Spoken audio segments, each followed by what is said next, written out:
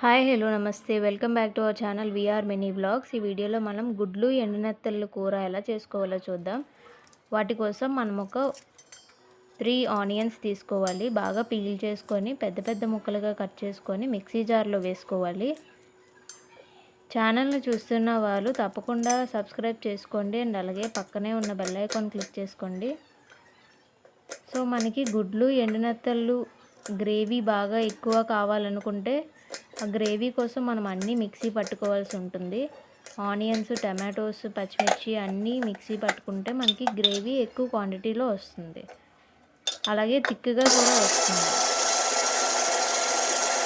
చూపించిన విధంగా మనం ఆనియన్స్ అండ్ అలాగే పచ్చిమిర్చి కూడా అందులోనే వేసి మిక్సీ చేసుకుంటే కారం పర్ఫెక్ట్గా సరిపోతుంది. సో అందుకని మనం అలా మిక్సీ చేసుకోవాలి. ఇప్పుడు వెడల్పాటి కళాయి తీసుకోవాలి. ప్రతి నాన్ వెజ్కి మనం ఇలా వెడల్పాటి కళాయి తీసుకోవడం వల్ల మన నాన్ వెజ్ అంతా ఈవెన్గా బాగా ఉడుకుతుంది. అందుకని మనం వెడల్పాటి కళాయి తీసుకోవాలి. హీట్ ఎప్పుడైతే మొత్తం ప్యాన్ అంతటికి స్ప్రెడ్ అవుతుందో అప్పుడు ప్రతి ముక్క బాగా ఉడుకుతుంది. కాబట్టి మనం ఇలా వెడల్పాటి కళాయి నాన్ వెజ్జెస్కి తీసుకుంటాం. సో ఇలా తీసుకున్న తర్వాత మనం ఆయిల్ వేసుకోవాలి. 3 స్పూన్స్ ఆఫ్ ఆయిల్ వేసుకున్నాను.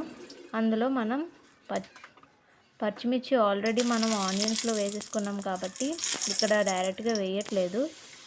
సో కరివేపాకు వేసుకున్నాను. ఆయిల్లో కరివేపాకు వేసుకొని బాగా చిటపట్లాడుతున్న టైంలో మనం ఆనియన్ పేస్ట్ వేసేస్తాము. ఆనియన్ పచ్చిమిర్చి పేస్ట్ వేసేసి అందులో కొంచెం పసుపు వేస్తాము. అది కొంచెం బాగా ఫ్రై అయిన తర్వాత మనం అందులో టమాటో ప్యూరీ కూడా వేసేస్తాము. టమాటో ప్యూరీ వేసిన తర్వాత ఇలా బబుల్స్ వస్తాయి కదండి, అప్పుడు ఆయిల్ అనేది ఎప్పుడైతే పైకి తేలుతుందో ఆయిల్ పైకి తేలినప్పుడు అది పర్ఫెక్ట్గా కుక్ అయినట్టు. ఆ టమాటోస్ అన్నీ పర్ఫెక్ట్గా కుక్ అయ్యేలేదో ఈ విధంగా మనం చెక్ చేసుకోవాలి. చెక్ చేసుకున్న తర్వాత అందులో అలాగే 3 స్పూన్స్ ఆఫ్ కారం వేసుకోవాలి. మీరు పచ్చిమిర్చి వేసుకున్నారు కదా ఆల్రెడీ, సో అందుకని మీకు సరిపడా మీకు ఎంత స్పైసీ కావాలో దానికి తగ్గట్టుగా కారం కూడా యాడ్ చేసుకోవాలి. యాడ్ చేసుకొని అందులో ఉప్పు కూడా కొంచెం యాడ్ చేసుకోవాలి. ఎందుకంటే మనకి నెత్తళ్ళలో ఆల్రెడీ ఉప్పు ఉంటుంది కాబట్టి మనం కొంచెం చూసుకుంటూ వేసుకోవాలి, లేదంటే ఉప్పు ఎక్కువైపోతుంది. సో నెత్తళ్ళు కూడా మనం బాగా దాని హెడ్ అది బాగా రిమూవ్ చేసి బాగా క్లీన్ చేసుకొని అప్పుడు మనం కుక్ చేసుకోవాలి. చూపించిన విధంగా ఇలా క్లీన్ చేసుకొని బాగా వాష్ చేసుకున్నాను నేను.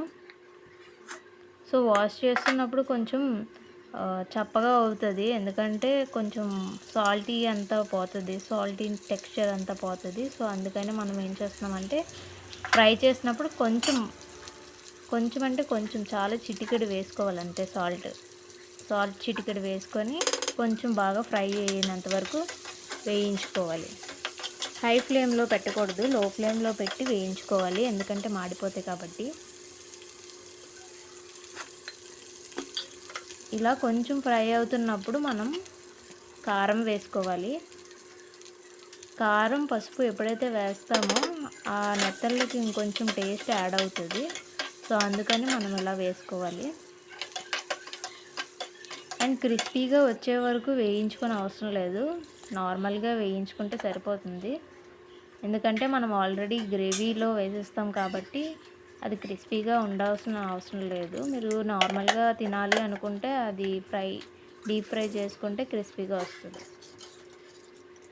సో ఇలా గ్రేవీ అంతా బాగా దగ్గరికి అయిన తర్వాత మనం వాటర్ వేసుకుంటాం. మీకు గ్రేవీ ఎంత కావాలో ఆ కన్సిస్టెన్సీ రావాలంటే మీకు 2 గ్లాసెస్ ఆఫ్ వాటర్ వేసుకోవాలి, చిన్న గ్లాసుతో వాటర్ వేసుకోవాలి. గ్రేవీ చిక్కబడుతున్న టైంలో మనం ఈ గుడ్లు ఎరగొట్టేసి అందులో వేసేయాలి. చూసుకొని వేసుకోవాలి, ఎందుకంటే 2 గుడ్లు ఒకే దగ్గర వేయడం వల్ల 2 కలిసిపోతే మనకి విరిగిపోతాయి, బాగా ముక్కలుగా విరిగిపోతాయి. ఇలా సెపరేట్గా వేసుకోవాలి. అది ఉడికిన తర్వాత మనకి సెపరేట్గా వస్తాయి, 2 గుడ్లుగా సెపరేట్గా వస్తుంది. సో అందుకోసమని మనం విడివిడిగా వేసుకోవాలి. అండ్ వేసుకున్న తర్వాత మనం గరిటె పెట్టి తిప్పకూడదు, తిప్పుకున్నా సరే విరిగిపోతాయి. తిప్పుతున్న సమయంలో మనం ఫ్రై చేసి పెట్టుకున్న ఎండునెత్తలను కూడా అందులో వేసేయాలి. వేసేసి రెండు కలిపి బాగా ఉడికించుకోవాలి. ఉడికించుకున్న తర్వాత చూసారా ఇలా విరగకుండా ఎంత బాగా వచ్చిందో. మీరు ఒకసారి ట్రై చేసి కామెంట్ చేయండి. Thank you for watching this video.